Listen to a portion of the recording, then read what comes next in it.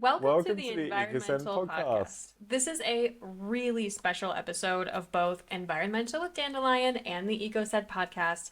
We are your co-hosts. I am Aub, the co-founder of Dandelion Branding. And I am James, co-founder of EcoSend.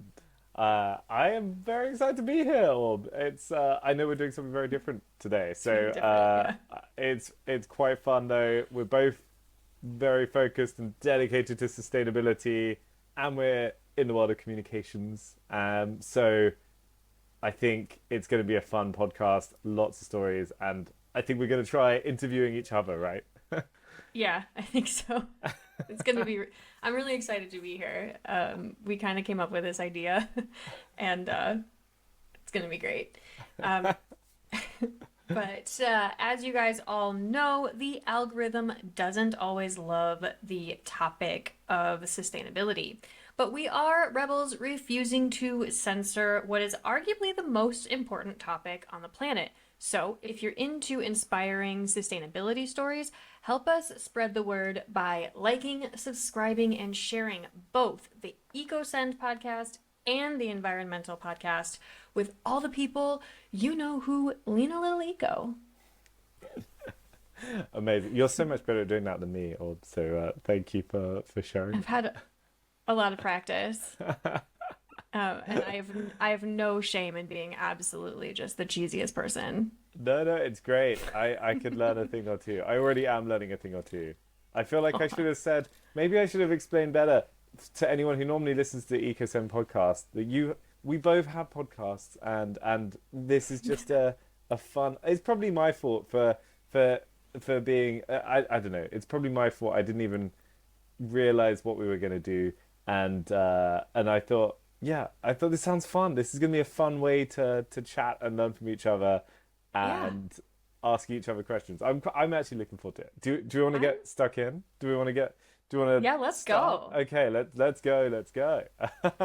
um, maybe, Orb, do you want to? Who are we speaking with? Who are you, Orb? Tell us all. Okay, I'm Aub Wallace. I'm the co-founder of Dandelion Branding. We are a content marketing agency that specializes in sustainability stories, and our mission is really to bring sustainability and ESG into mainstream conversations. They are still bubbles right now. Like, Mm, so our focus has always been since 2019 to kind of raise that and elevate that the impact of businesses that are doing cool things in the world. amazing. I love Yeah. it.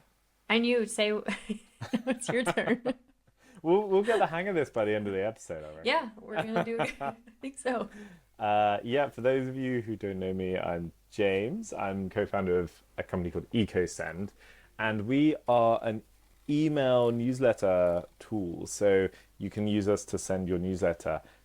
Our mission is to make email a force for good in the world. So there's about 350 billion emails are sent around the world every single day. Um, Really? Oh my Yes, a God. lot. It's quite a lot, isn't it? A lot of them seem to end up in my own inbox, but too I many. vibe that. Yeah. um, but yeah, we really believe there's a real opportunity for every email to carry a positive message and enact change in the world.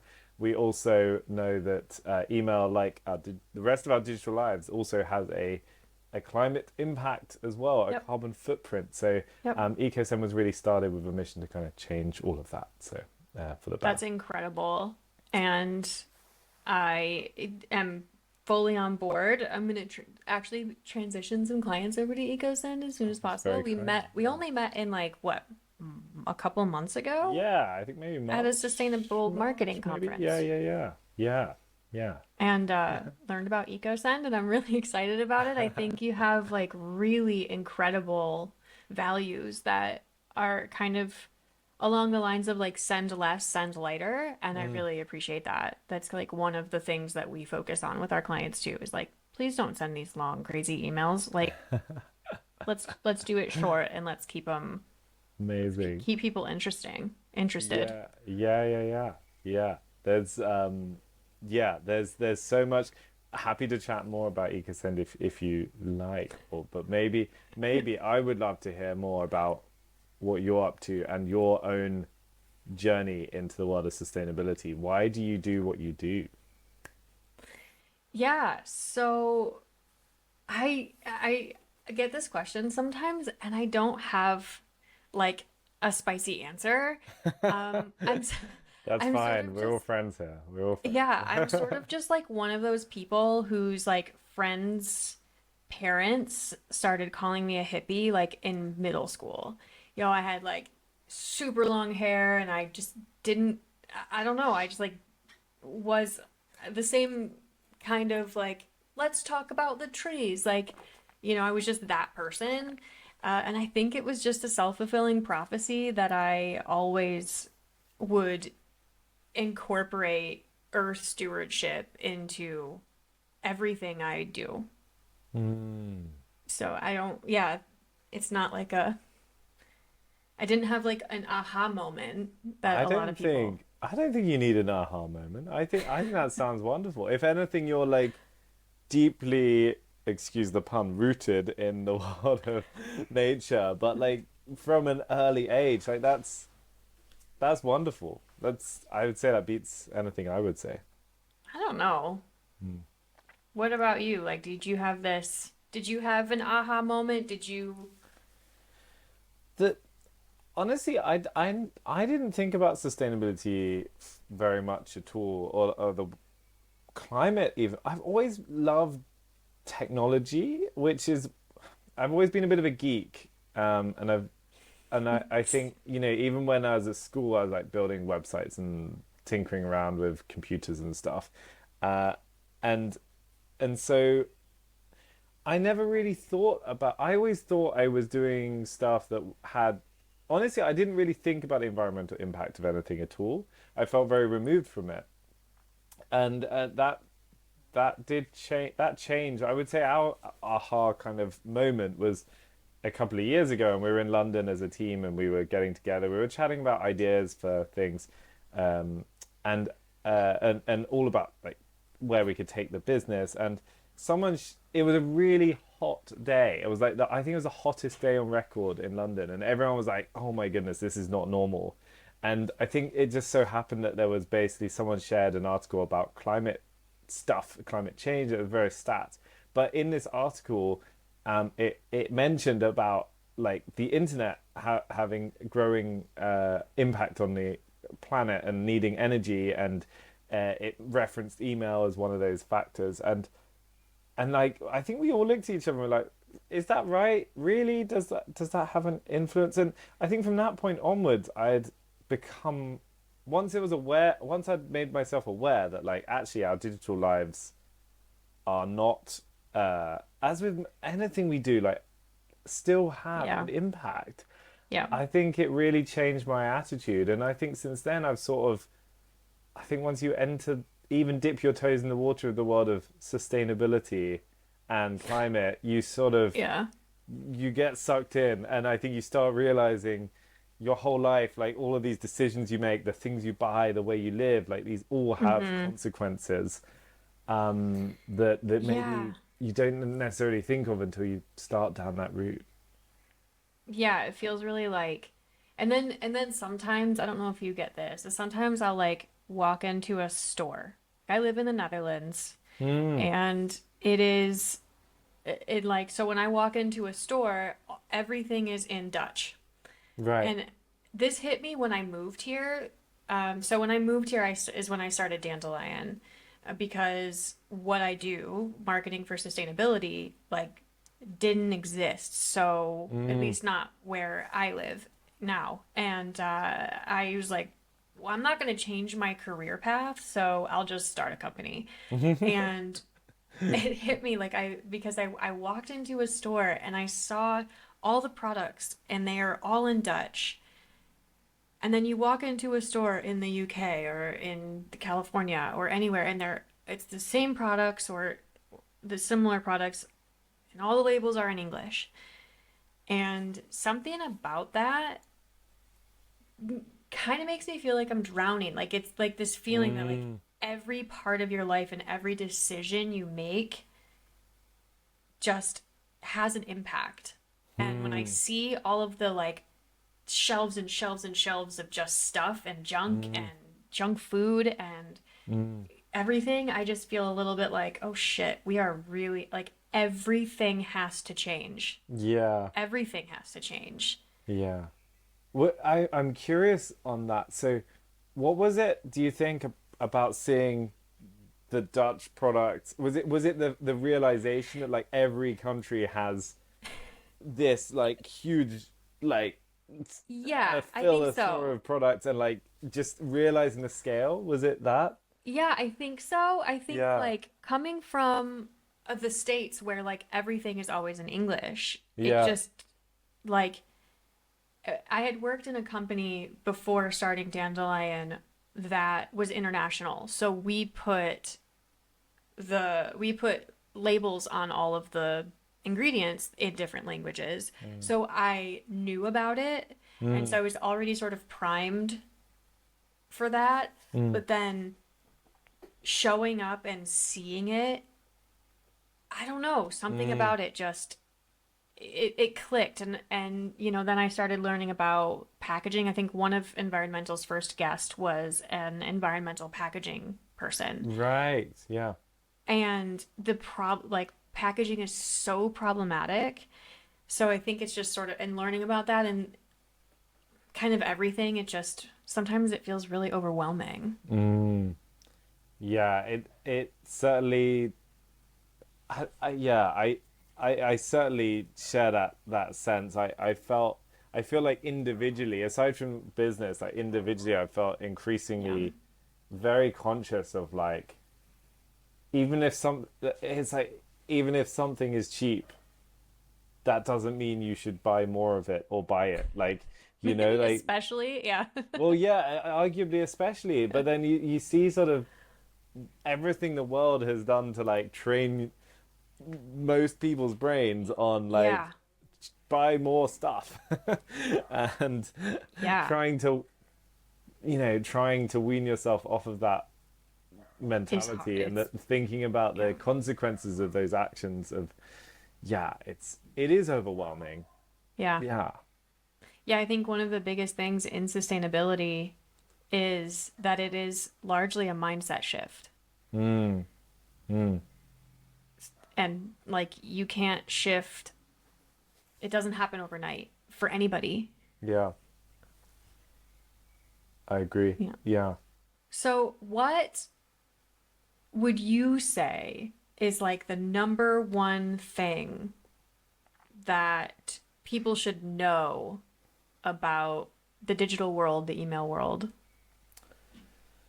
Yeah, I mean, you've made it slightly easier for me there because you've limited it to my space, which I appreciate, Yeah. because Or, there's or the there's sustainability world, or but just in the like, world, yeah. there's What do you, yeah.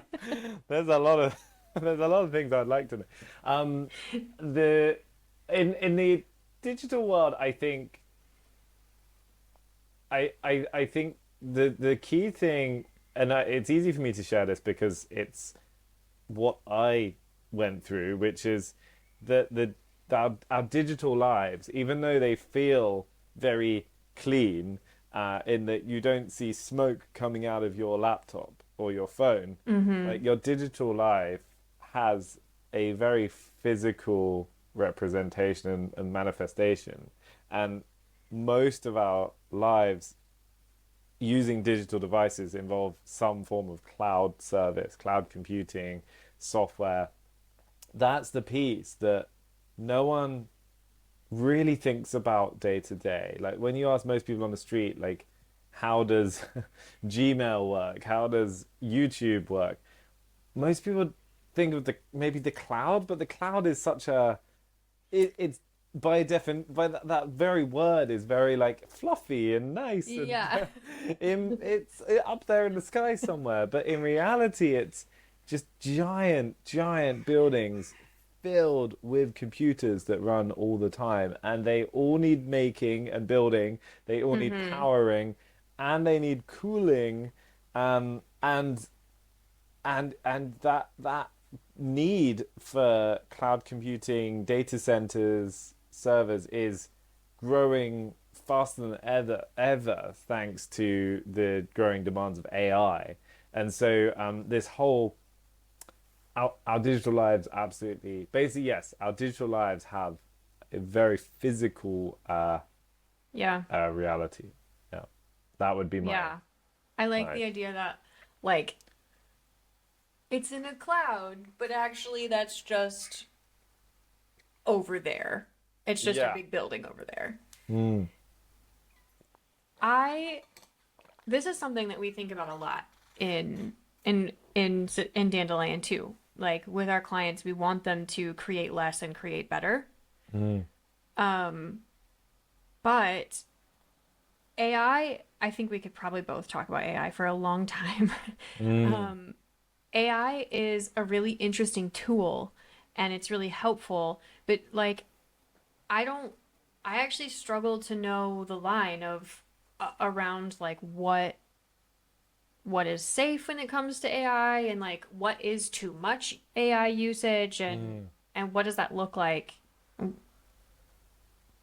What do you think about AI? There's Like I'm not trying I don't want to yeah, I don't want to yeah, like dip I kind of want to like dip into the AI dip, yeah. conversation otherwise we'll be here for 3 hours just like conspiratorial bullshitting about No, no, no. I think that there is so much, and yeah, we could easily spend the rest of the day talking about it and not even cover a tiny fraction of what we could discuss. But um, I would say first of all, like there's actually a really great piece that came out a few weeks ago that maybe we can link in the show notes that the Oh yeah. MIT put together, basically trying to understand the climate impact of AI and kind of outlining like how do you even go about calculating this? How do different models and different uses impact energy consumption? Whether it's text, video, photo generation, and all of this. I think that's like that sums a lot of it up far better than I could do justice on the podcast. Um, I think I think overall, I don't know. I guess the main thing I'd say with AI is that it is this incredible enabler that I think um, is on one side, and I think in terms of that enablement, like there's actually tremendous potential at a grander scale to impact some of our climate challenges. You know, when you think about scientists and entrepreneurs like using AI to solve some of our biggest challenges. I think AI has phenomenal potential, but then you also have to weigh that against, well, yes, AI also needs enormous amounts of energy, and Mm-hmm. most of the AI providers right now are just trying to keep up with the demand, and so they're not necessarily as open as anyone would like in terms of, well, how is this thing being powered? Like, how much energy is being used for using this thing, and where is that energy coming from? And so there's a lot of questions there, and I think one could only assume that it's very energy intensive compared to a lot of other comparable usage of the internet. And due to those demands, there are a lot of sacrifices being made in terms of climate goals by big tech companies, and Mm-hmm. so I think that's worth bearing in mind. There are some companies that are developing models that have much more of a strong focus on sustainability. Um, but yeah, I think it's such a rapidly evolving space right now. It's Yeah. very hard to be certain of anything. I know. It kind of is a big question mark. And from a business owner standpoint and a content creator standpoint for businesses, we would be at like such a we would be doing ourselves a disservice if we didn't rely on AI sometimes, Yeah. which is hard to say. Like, but like we could very easily be outcompeted Mm. if we aren't using services like AI. Yeah. Yeah. So we're trying to figure out how to balance that without like going overboard and having it like run our company Yeah. because yeah, we're the experts and Yeah. you know how yeah, so finding that balance is I think challenging and meeting a lot of other sustainable entrepreneurs or content creators, it's a challenge throughout the entire industry. Mm. I couldn't agree more. And I think, in some ways, there's elements there that are similar to anyone in building a sustainable product or service offering, in that you're always trying to balance being, well, you're trying to balance being very sustainable and doing things right, but also making sure that you have a business that is competitive and Yeah. people want to do business with you. And we struggle with that a lot with EcoSend. When you're trying to do things with more thought and care and with more of a responsible approach. Sometimes that takes a little bit longer than Mm-hmm. just build it and damn, don't Yeah. give a damn about anything else. It always takes longer when you Yeah, have values, yeah, you know? Always. Because that's the thing. You're like, yeah, I need to build sustainability or, whatever value you have into the brand that you're building. yeah, And the reality for sustainable businesses is that they're held to a higher standard. yeah, They have to be at least as good or better as their non-sustainable competitors, and their accessibility and user experience has to be better. yeah, Their communications have to be better because yeah, they're held to a higher standard, and it's not really fair. Like yeah, people who put so much time and energy into building their product and putting care into their product, like that's what they do. mm, That's what they're doing is they're building a product that isn't harmful to the environment, or it gives back, or mm, it only works with fair trade and gives good, enough money. So yes, it is more expensive because it doesn't use slave labor. Like yeah, those yeah, types of things are very challenging to do, but then they have this extra expectation put on there. Your mm, website has to be absolutely perfect. Nothing can be a red flag. There can't be any it has to be totally trustworthy, and all of your communications have to align and be exactly the same, or else somebody is going to point fingers at you. Like yeah. it's tough out there for sustainable brands. It is. It is. I feel like maybe that tees up nicely for me to ask you the question back of what's the number one thing people need to know. Yeah. Yeah. Because I'm I realizing I never asked you. It's all right. Um, I think the most important thing for everyone to know is that most people, I can't say everyone, are worried about sustainability. I just read a report from Springer Nature that says that 89% of people are concerned about climate change and sustainability, and most people are silent. They're Mm, just scared in silence.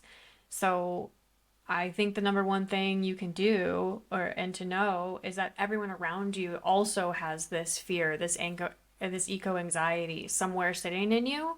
mm, And the best thing we can do to combat that is raise awareness and build inspiration, make sustainability more mainstream, more accessible, and like support the brands and the businesses that are doing good in the world. mm. Yeah, that's it's so interesting that stat, and that most people are in silence about it because people get very vocal about a lot of other topics. And Anything, yeah. mm, mm, I think there's still this stigma around like being a hippie, being a tree hugger. Like we yeah, started this episode, you asked my journey to sustainability, and I just like have never had shame about being called a hippie. But a lot of people do, and a lot of cultures, I know like the Dutch culture is fit in to stand out, and I think that's really common, and people who feel like their concern over the environment is different than their colleagues or friends or family members, feel afraid that they're going to be looked down upon if they start to make sustainable choices or choices based on the climate, which is stupid and unreal and unfortunate. But I think It's that, yeah. when you zoom out, it's crazy, isn't it? Like, how have we, like, we're all just basically ants on a big planet, Oh on a my big God, rock I in think that space. all the time. Good job. I love that. Yeah, we're all just ants. And it's like we kind of got a bit of a responsibility here to kind of look after the rock that we call home. And Yeah. you know, for a long time we didn't do too much to damage it, and in the last 150 200. years, yeah, Yeah. 200 years, we've kind Years. of ramped up a bit on Oh what my we're doing God. to maybe not look after it as well as we used to. No, And now it's we've considered been pretty crazy. piss poor. Yeah, we've been quite bad. If I was going to Didn't rate care. our Yeah. approach, yeah. Um, Yeah, and what? we're Yeah, embarrassed. Like we're embarrassed that we're embarrassed when we want to do something better or different. yeah. To yeah. That's unfortunate to me. Well, I guess the hope I have is, and you know, the optimism I have is that I don't know, maybe I am talking to more and more people who share this view, but like I feels like there are more and more people that do care. Even in the world of, you know, in the world of business, I look to movements like the B Corp movement as something that uh, gives me hope, because seeing the B Corp movement grow seemingly is quite a good indication that more people in the world of business care, more consumers care enough to make a buying decision. Like, these are all still, I think, far too small and probably far too niche, but like they're, I think the world's a better place with them than without them. Would be my take there, and I 100%. yeah. Yeah, I totally agree with you. We each have a role in the world of sustainability to sort of make an impact. Do you want to talk a bit more about yours? Yeah, this is my favorite question in environmental podcasts is to understand and ask about the role Mm. that our guests and the businesses play in sustainability. For Dandelion Branding, it's to tell those stories and to share the people and the businesses who are forwarding that transition and who do care, because you're totally right that it's still too niche, it's still too small, it's not accessible enough, Mm. and the way to change that is by talking about it, by educating it. And we also found that we saw this a lot during COVID, that people trust and listen to the brands that they care about or that they've Mm. been reading. And when we can use business as a force to promote things like sustainability and peace and, like, you know, positive growth and regeneration, then we see more people feeling safer to sort of come forward and say, yeah, I'm interested in sustainability. And we see more businesses able to say, even if I don't care about the environment, like, it's good business Mm. because people Yeah. care, my clients care, and my customers care. Mm. So that's our role.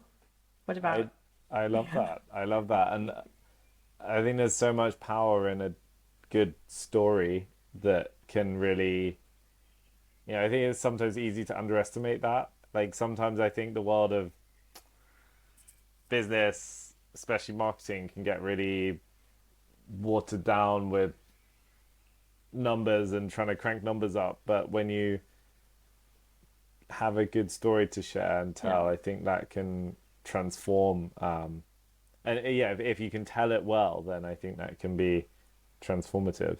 Um, yeah. That's how people grow and learn. That's how the human species has always grown and learned from each other mm, generationally. But I mean, EcoSend is a vehicle for storytelling. So, yeah, I'm curious about your role in sustainability and how it's going for you guys. We actually mm. didn't even talk about that. No, I appreciate you asking that, and I think our role has honestly evolved. I think when we got started, it was very much a sort of a almost like a reaction, a knee-jerk reaction to be like, like emails have a carbon footprint and need energy, and like our digital lives need energy. Let's just try and build an email tool that tries to reduce that as much as possible. Let's think about all the ways we can make an email as small as possible. Let's think about all the ways you can send your newsletter out and reduce that carbon footprint and think about that as a very kind of almost like a technical, like an efficiency level, like how do we think about it at that level. But the more we pursued that, the more we started working with people that are, at least at the time, like were just really teaching us so much about sustainability and the climate and the planet. And the more we went down that path, the more I think we realized that not just email has a carbon footprint, but every email is that opportunity to send a message. And I think that to me now is, if anything, more the more exciting aspect, that like, our customers are marketers, are people that want to tell a good story, that are responsible for how a business communicates. They're using us to talk to millions of people. In the way we develop EcoSend, we can help those people send the best message possible and communicate more effectively at a really big scale. And so, by impacting maybe thousands of people ourselves, we can ultimately influence millions of people, which I find incredibly it's a big responsibility, but I think it's an incredible opportunity. And people can you can do that by you can choose to like influence millions of people in lots of different ways. And I think there's a lot of tech companies and and organizations that are trying to influence people in maybe not the best ways for society and the planet. So I'd like to think that we can make a little dent and do things, tip the scales the other way a little bit. I love that. We're 100% on the same page. Sometimes it does feel like a lot of responsibility, and it feels really humbling is the word that comes to mind. Because yeah, Dandelion is we use email, and we use social media, and we use websites, right? And we use these vehicles to share these stories. But in general, like, we are also the vehicle for sharing a story. And it's important to get it right. And it can be really like, I don't know how to say this.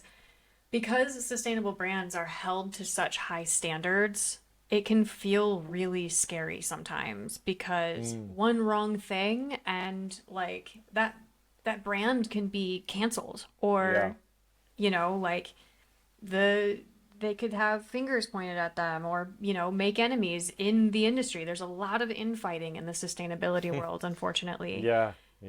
I'm sure you see it too. Yeah. And that's frustrating. Mm. And I like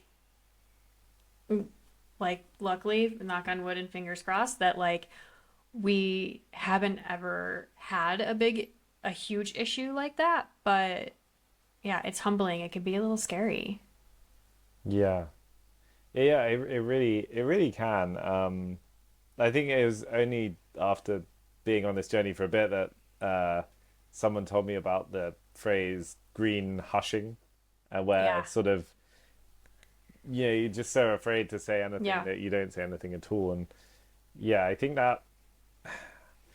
increasingly that feels like more of I don't know. At least it just seems like a growing issue. And 100%. I um think it's more insidious than greenwashing, mm, because if I should say, we are openly vigilantes against greenhushing. And you can join our club too, because people use you to tell their story, which means that they're not greenhushed. But if people who are doing the actual work don't stand up and tell their story, people who are lying about doing the work get to control the narrative, and that's not okay. I think personally that greenwashing is such a big issue because greenhushing is such a big issue. If we had people like actually standing up and not infighting with each other and being scared over being called out over like saying the wrong word or something, then everybody could get together and use collaborations and use like, you know, compromise and make actual change in the world to go after the people who are destroying it by lying. Yeah. Here. Yeah. Yeah. I have some pretty strong feelings No, about no, I can feel the greenwashing. passion. I can feel the passion. It's very inspiring. It's really important. It's like we have a podcast, right? To talk about these types of Yeah. stories and to share this so that the people we talk to don't get piled on or pushed under the rug, you know, so that their stories are told. And that's what we're doing here, really, is fighting that hush. We're fighting against a tide of a lot of blah blah and distraction, but you know, we're out here doing it. Yeah. You start here. I actually want to hear you talk about what you think the Yeah. biggest misconception is Yeah. in our communications industry, our digital world. Yeah. No, happy to. I think I've heard this one quite a bit, especially from people that um already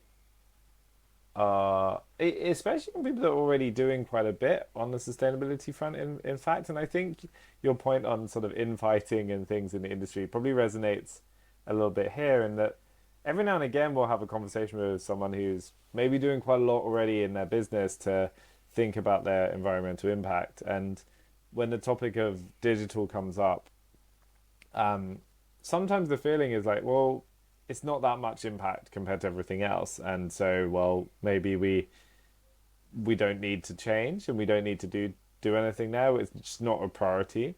Um, and I can understand within a business, you always are juggling priorities and Yeah. thinking about how to best use your time. But I think the digital side of things, from what we've seen, small changes there can actually have really, they can lead to really profound impact. Um, and I think that can be multiplied out in big ways. And I think this sort of effort one needs to make on digital is often dramatically less than comparative things in Literally many anything else. physical Yeah. businesses, like, you know, changing, you know, thinking about whether you have a video or a photo on your homepage, or thinking about how you could improve your email template. Like, these things are, in the scheme of like, versus changing from air freight to shipping or something like that, you know, or I don't know, thinking about how you change your physical product. Like, these are very, very easy changes for most organizations to make. Yeah. And sometimes the impact of those isn't necessarily best to be measured just in CO2 saved. It can be the implication, the signaling, the communication aspect of that. As a company, you know, you go to all that effort with your product, but then can you communicate that better to more people? And I think there's just so many opportunities there. And I also I think it's also a bit of a mixed message as a team. Like, we want to do the right thing for the planet, but not too much of the right thing.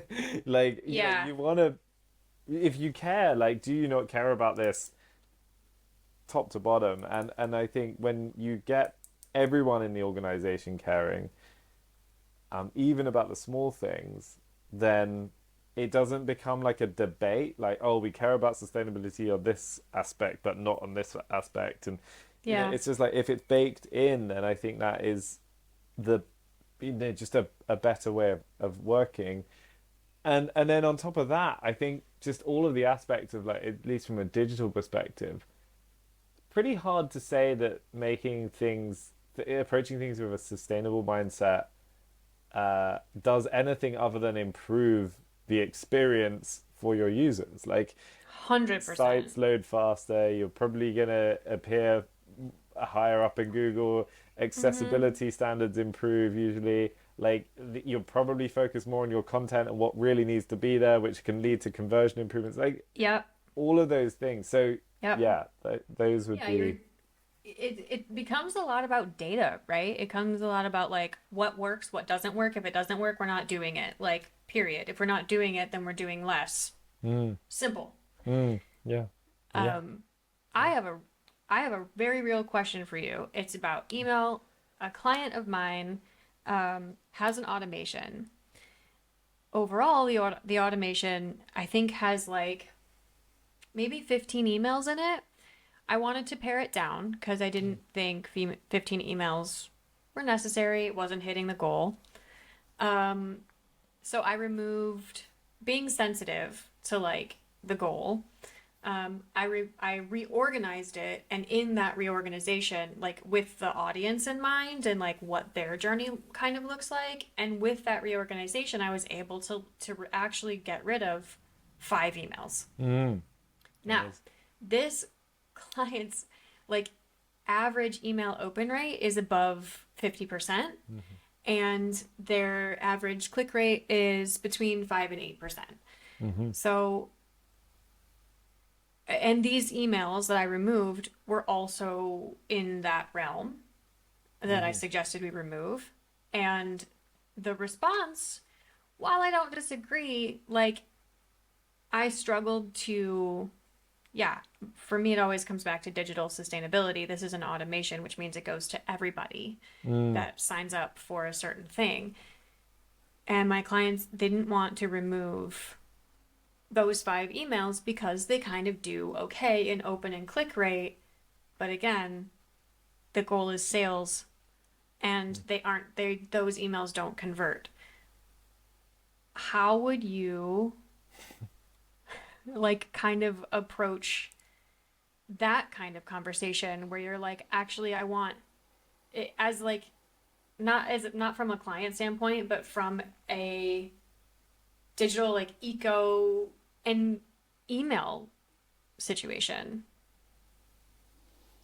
yeah, I mean, God, there's always so many factors to any kind of conversation like this. I mean, I would probably start by asking a lot more questions, but if I if I wasn't Sure. allowed to, I would just I would just come back to, like, ultimately the goal. And I think this is something I find myself having conversations with a lot of marketers about. Like, people get really attached to their list Yeah. size and their open rates and their click through rates. Yep. And the reality usually is that, like, none of those are actually the thing that ultimately is the goal. The goal really is, we want people to read our article, or we want people to actually buy the thing we are making. And focusing on, and I think that's why we've been quite deliberate in the product. We've been always thought like, a lot of people go and just send an email without necessarily aligning on why.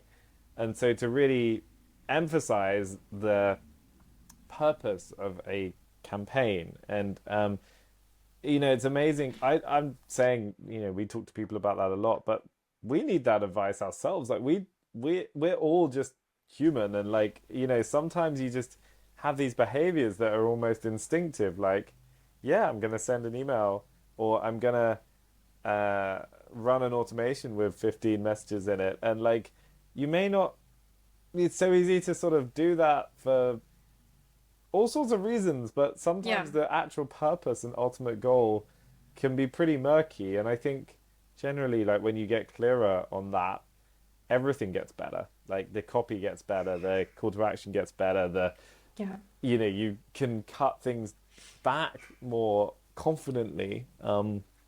So that would be my high level take, but can Okay. definitely I try like and it. help more We're if you want. aligned. No, I just wanted to kind of hear, like, am I weirdly off base and like caring about these 5 emails? But in my mind, it's like if 50 people sign up to get this automation a month and there's 5 emails and there's 12 Mm. every month. Now you're looking at like thousands of extra emails that are HTML that, so they have imagery. The imagery is big. Like,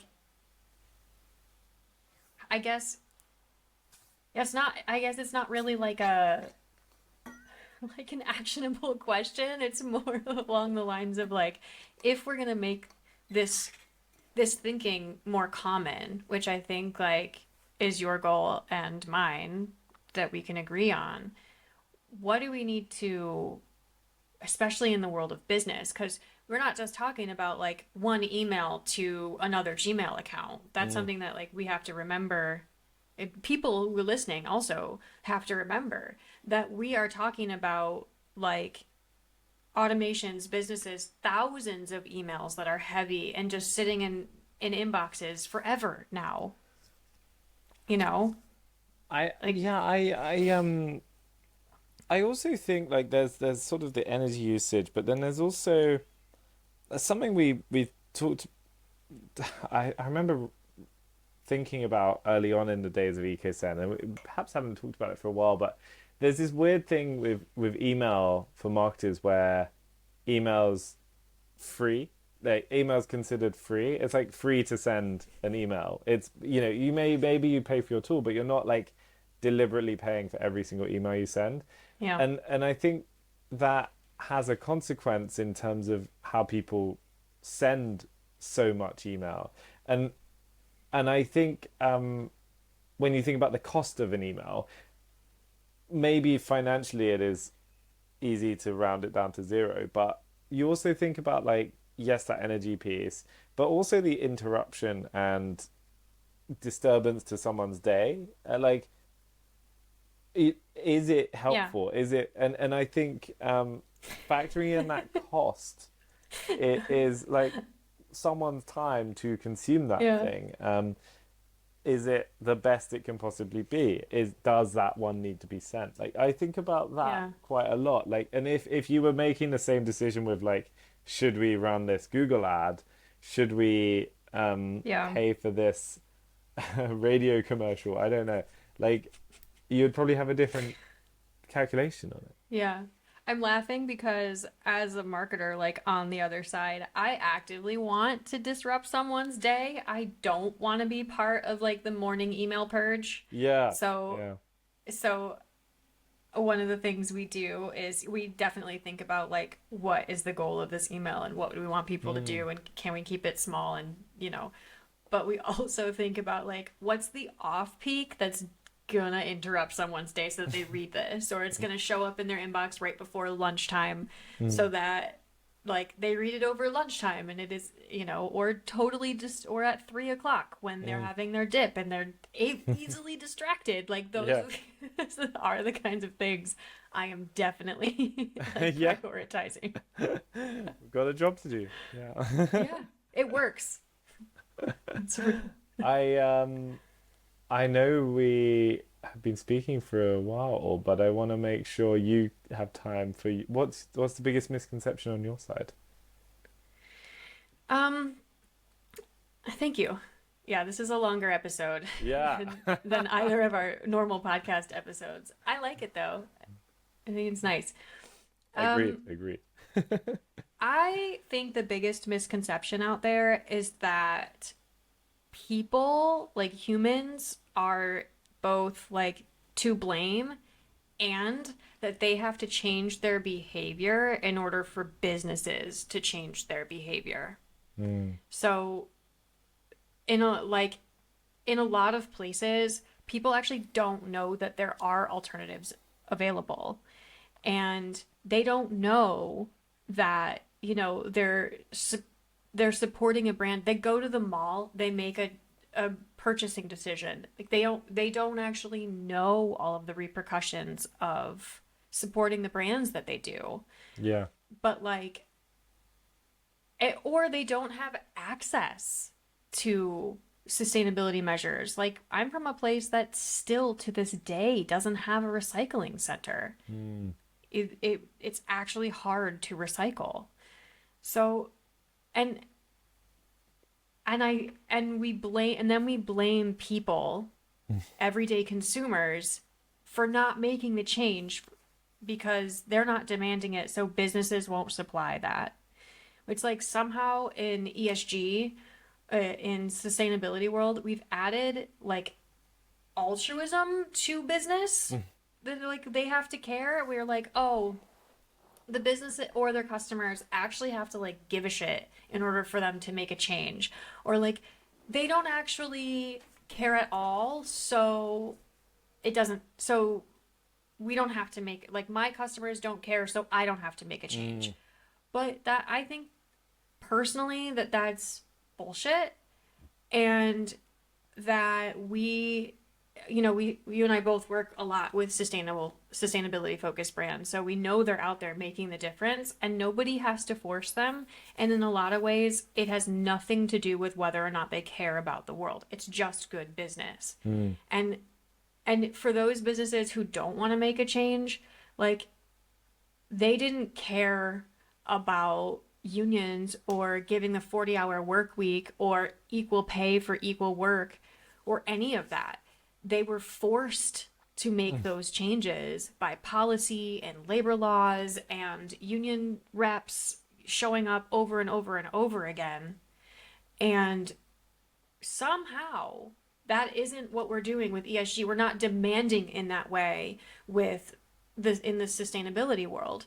And I think we can, and I think we should, and I think businesses should not wait for their consumers and their customers to demand that change to make a difference, because to make the change, because they don't have to. Does that make sense? Absolutely. And I think the more I've learned about the whole world of sustainability, the more that totally resonates. Even there, you mentioned recycling and how much that is almost like a kind of an aspect of like trying to address the fact that so many companies produce products that need to be thrown away.